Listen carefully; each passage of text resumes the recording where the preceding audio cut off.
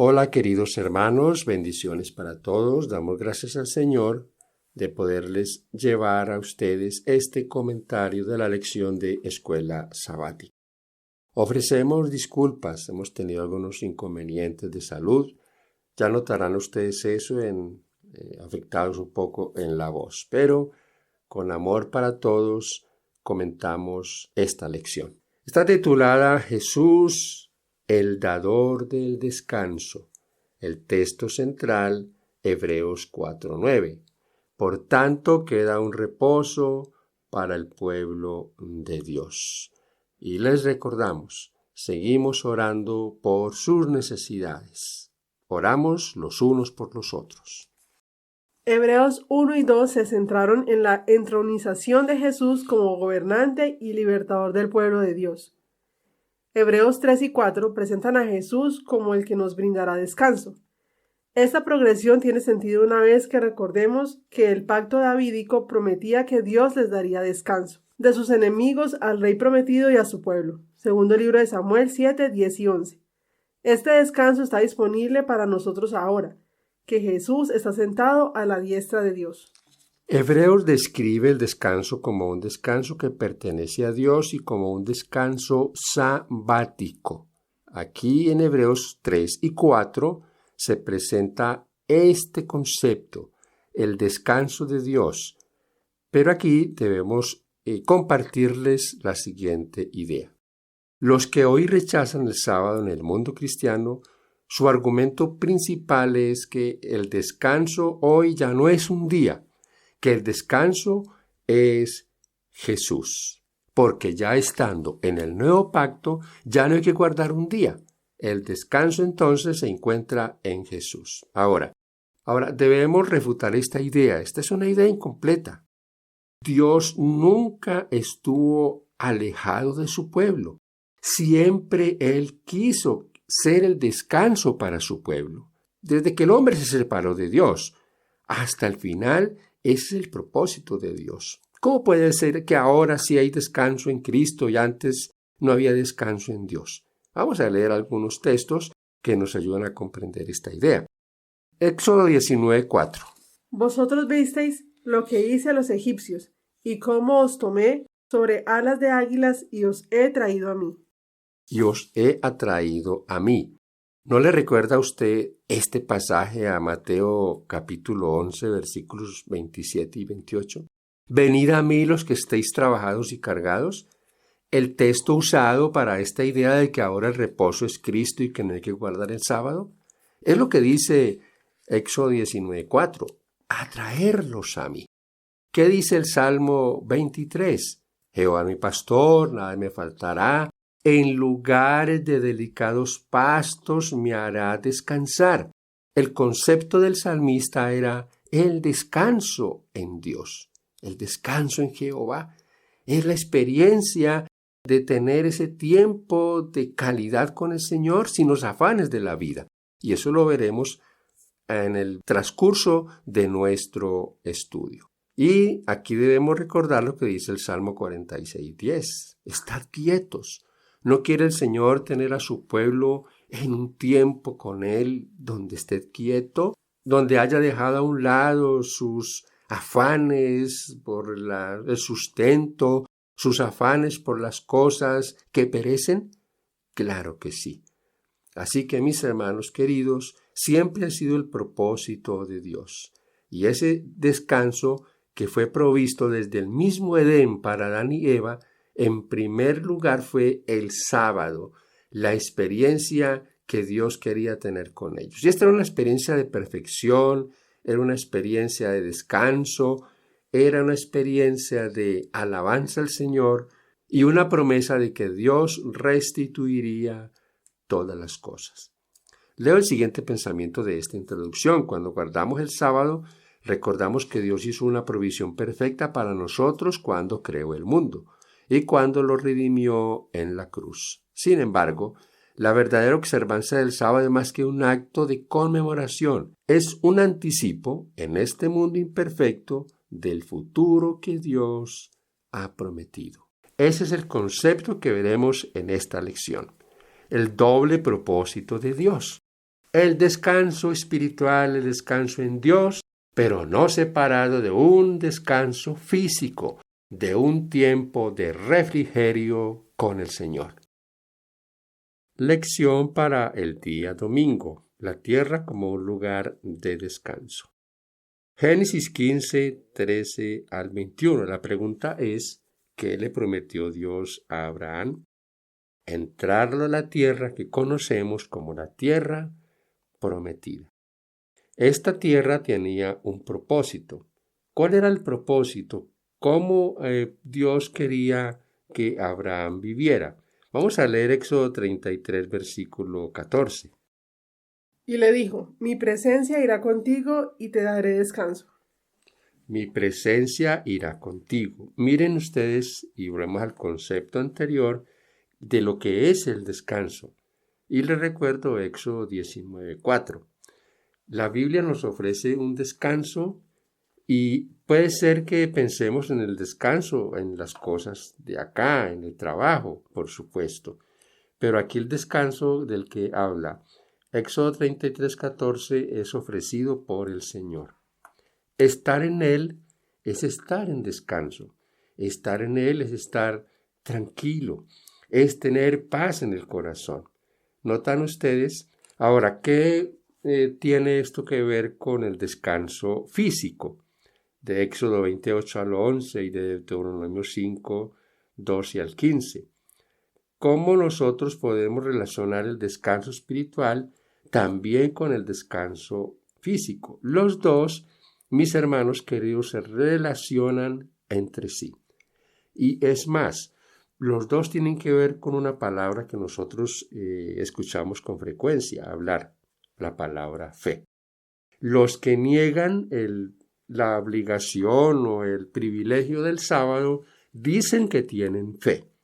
Es que es por la fe que somos salvos, no por guardar el sábado. ¿Cómo podríamos encajar esas dos cosas?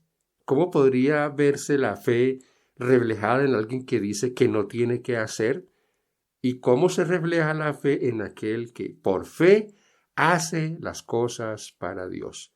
¿Cómo nos ayuda entonces a nosotros? Y una pregunta más, ¿cómo nos ayuda la observancia del sábado y a comprender de este caso la dependencia de Dios? No solo para la existencia, sino también para la salvación. ¿Cuántos se han negado los privilegios de este mundo por obedecer a nuestro Dios? Dios vinculó el sábado de la creación con la liberación de Egipto. Instruyó a Israel para que observara el sábado como un monumento conmemorativo de la creación y de su redención de Egipto. La creación y la redención están consagradas en el mandamiento del sábado. Así como no nos creamos a nosotros mismos, tampoco podemos redimirnos. Es una obra que solo Dios puede hacer, y al descansar reconocemos nuestra dependencia de Él, no solo para la existencia, sino también para la salvación. La observancia del sábado es una expresión poderosa de la salvación únicamente por fe. A causa de incredulidad. Hebreos 3, 12 al 19. Mirad, hermanos, que no haya en ninguno de vosotros corazón malo de incredulidad para apartarse de Dios vivo. Antes exhortaos los unos a los otros cada día, entre tanto que se dice, para que ninguno de vosotros se endurezca por el engaño del pecado. Porque somos hechos participantes de Cristo, con tal de que retengamos firme hasta el fin nuestra confianza del principio. Entre tanto que se dice, si oyeres hoy su voz, no endurezcáis vuestros corazones como en la provocación. ¿Quiénes fueron los que, habiendo oído, le provocaron? ¿No fueron todos los que salieron de Egipto por mano de Moisés? ¿Y con quienes estuvo el disgustado 40 años? ¿No fue con los que pecaron cuyos cuerpos cayeron en el desierto? ¿Y a quienes juró no entrarían en su reposo sino a aquellos que desobedecieron? Y vemos que no pudieron entrar a causa de incredulidad. 2 puntos he seleccionado de esta lectura y voy a compartirlos con ustedes. Primero, la incredulidad. La incredulidad la vemos por todo lado hoy.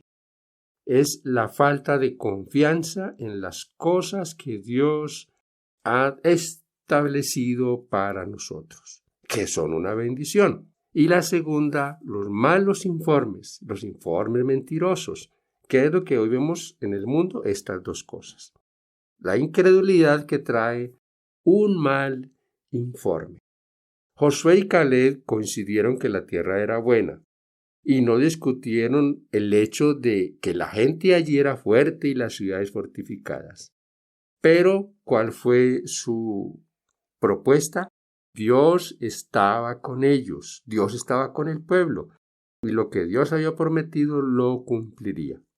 Sin embargo, el pueblo que vio las maravillas de Dios en Egipto, cómo Dios azotó ese país con plagas, cómo Dios aniquiló el ejército en el mar, cómo Dios había provisto para ellos pan del cielo, el maná, el agua de la roca, todas esas bendiciones. Irónicamente, este pueblo ahora estaba amedrentado y el informe de los 10 espías que habían ido con Josué y Caleb fue un informe desastroso. Y todos se dejaron llevar por el negativismo de este informe. Voy a mencionar un poco lo que venimos enfocando aquí en Hebreos 4. Recuerden ustedes, hermanos y amigos, que Hebreos 3 y 4 tiene como énfasis especialmente el reposo. Pero el reposo aquí es el reposo sabático, como lo vimos en Hebreos 4:9, el día de reposo. Y estamos hablando de incredulidad y estamos hablando de un informe que no es el informe correcto. Bueno, estamos ahora estudiando nuestra lección para el día martes. Si oyereis hoy su voz. Hebreos 4, 6 al 11. Por tanto, puesto que faltan que algunos entren en él, y aquellos a quienes primero se les anunció la buena nueva no entraron por causa de desobediencia, otra vez determina un día.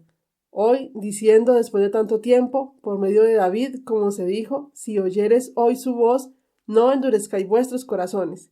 Porque si Josué les hubiera dado el reposo, no hablaría después de otro día.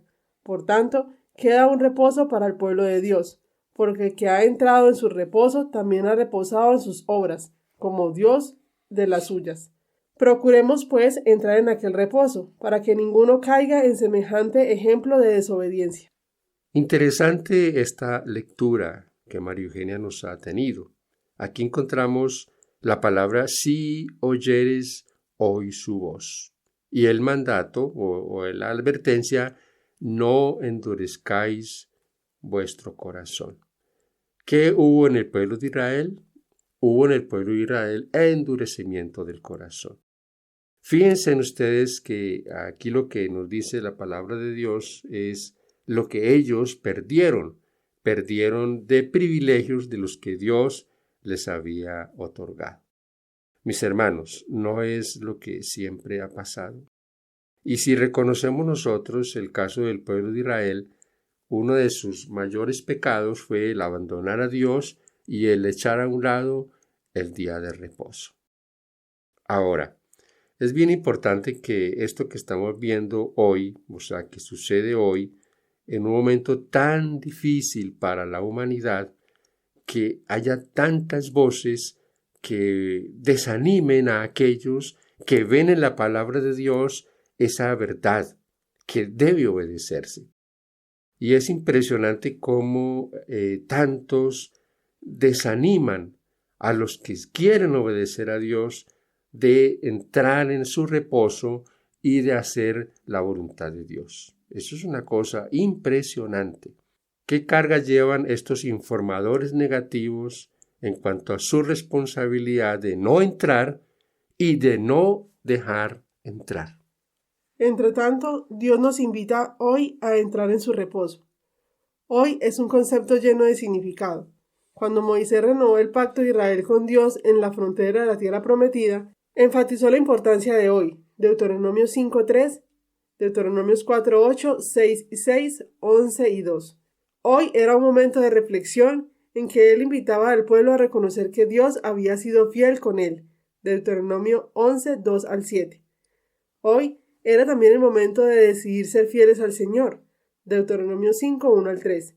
Esta decisión no puede posponerse. Por eso, mis hermanos, la lección para el día miércoles está titulada Entrar en su reposo. ¿Cuál fue la expresión que hace allí Hebreos de no haber entrado? Y la invitación es a no caer en semejante ejemplo de desobediencia, a entrar en su reposo. Y vuelvo y recalco lo que mencionamos en la introducción de este comentario. El reposo tiene dos facetas importantes que nosotros debemos entender. El reposo que Dios quiere darnos es su presencia. El reposo no puede ser completo si no está la presencia de Dios. Yo puedo reposar de mis trabajos y de la parte física, descansar, renovar mis fuerzas, estar un día tranquilo. Pero más que eso, lo que Dios anhela es que nuestra vida, que nuestros sentimientos estén conectados con su voluntad. Recuerden ustedes lo que leímos en esos textos, es la presencia de Dios. Tal vez en algunas otras lecciones nosotros hemos compartido con ustedes la idea de que el sábado sin Cristo no tiene ningún valor. El sábado tiene valores cuando Cristo es el centro de todo. Cualquier doctrina, mis hermanos, no solo el día de reposo, es como entregar los diezmos sin amor, es como, tantas cosas que podemos hacer y hacerlas solamente por cumplir o quizás por tratar de hacer las cosas porque pensamos que de esa manera Dios nos va a salvar. En la parte final de la lección para el miércoles hay un pensamiento que quiero compartirles. El reposo definitivo que Dios nos promete es el nuevo mundo que Él creará para nosotros después de que finalmente termine el gran conflicto. Hebreos alude a ese mundo como la ciudad cuyo arquitecto y constructor es Dios, y como una patria celestial. Hebreos 11, 14 al 16. Conlleva la restauración del dominio y la gloria y la honra que Dios originalmente había otorgado a los seres humanos en la creación. Hebreos 2, 5 al 8 y 12 a 28. Es su reposo. No es simplemente una tierra perfecta donde tendremos paz, sino un reposo sabático en esa tierra donde estará el trono de Dios en un cielo nuevo y una tierra nueva. Aquí no está el texto, pero vale la pena que lo recordemos. Isaías 66, 22 y 23. ¿Cómo podemos entrar nosotros en ese reposo ahora? Es decir, ¿cómo podemos por fe descansar en la seguridad de la salvación que tenemos en Cristo y no en nosotros mismos? Ven ustedes, mis hermanos, el reposo tiene dos facetas fundamentales en la vida cristiana: el reposo físico y el reposo espiritual, el reposo en descansar en el Señor. Venid a mí, los que estéis trabajados y cargados, y yo os haré descansar. Y ahí, cuando tú separas el sábado para esa relación, es una bendición maravillosa. Mis hermanos queridos, llegamos a la parte final de nuestro estudio. Lección para el día jueves, un anticipo de la nueva creación. Éxodo 28 al 11 y Deuteronomio 5, 12 al 15, complementado con Hebreos 4, 8 al 11. ¿Cuál es la invitación que tenemos acá? A que miremos al pasado. Miremos cómo el Señor nos ha redimido, cómo el Señor en la creación estableció las cosas de una manera perfecta. Hacer esto nos asegura que nuestro futuro en Cristo está asegurado. También nos asegura que tendremos un descanso sabático a través del tiempo, que Él no ha pasado ni pasará. Es increíble, mis hermanos, reflexionando sobre estos puntos, cómo tantos tienen la idea de que Dios ha tenido leyes para diferentes épocas. Y entonces había una ley antes del Sinaí, no hubo ley, entonces no se conocía el pecado, pero miren el desastre que pasó. Luego viene el Sinaí, Dios les da la ley, pero en la cruz Dios vuelve y los deja sin ley. Ya no hay ley, ya no hay que guardar ningún mandamiento. Pero eso es una falacia, mis hermanos. En el fondo, la gente que dice estas cosas sabe que no es así. Porque, como ya les hemos dicho, ellos no van a aceptar que se cometa adulterio, que se adoren imágenes, ídolos o que se haga alguna violación a nuestros mandamientos. Pero todo el odio, todo el desprecio es contra el reposo de Dios, contra el sábado, el tiempo que Dios separó para nuestra comunión con Él en perfecta paz y armonía. En quietud, estad quietos, dice el Salmo, y el sábado es un tiempo para estar quietos, escuchar la voz de Dios, estar en perfecta armonía con sus propósitos. La dimensión futura de la observancia del sábado siempre ha estado allí, pero a menudo se le ha pasado por alto. Después de la caída, llegó a significar la promesa de que Dios algún día restauraría la creación a su gloria original a través del Mesías. Dios nos ordenó celebrar sus actos de redención mediante la observancia del sábado, porque el sábado apuntaba hacia la culminación de la redención en una nueva creación.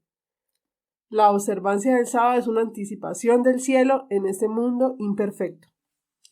Mi hermano querido, el sábado es un día de celebración, gozo, de acción de gracias. Cuando guardamos el sábado indicamos que creemos en las promesas de Dios, que aceptamos su regalo de gracia. El sábado es una fe viva y vibrante. En cuanto a las acciones, la observancia del sábado es probablemente la expresión plena de nuestra convicción de que somos salvos por gracia mediante la fe en Él. Eso es lo que debe ser el día de reposo, el sábado para nosotros. La vida en Cristo es una vida de plena confianza. Tal vez no se experimente una sensación de éxtasis, pero tiene que haber una confianza continua y apacible. Tu esperanza no se cifra en ti mismo, sino en Cristo. Tu debilidad está unida a su fuerza, tu ignorancia a su sabiduría, tu fragilidad a su eterno poder. Así que no has de mirarte a ti mismo ni de depender de ti, sino mirar a Cristo. Piensa en su amor, en la belleza y perfección de su carácter. Cristo en su abnegación, Cristo en su humillación, Cristo en su pureza y santidad, Cristo en su incomparable amor. Es en esto que debemos concentrarnos, amándolo, imitándolo, dependiendo enteramente de Él. Es como serás transformado a su semejanza. Camino a Cristo, página 104-105. Gracias por estar con nosotros hasta este punto. Es una bendición compartir el mensaje de la palabra de Dios. Bendiciones para todos.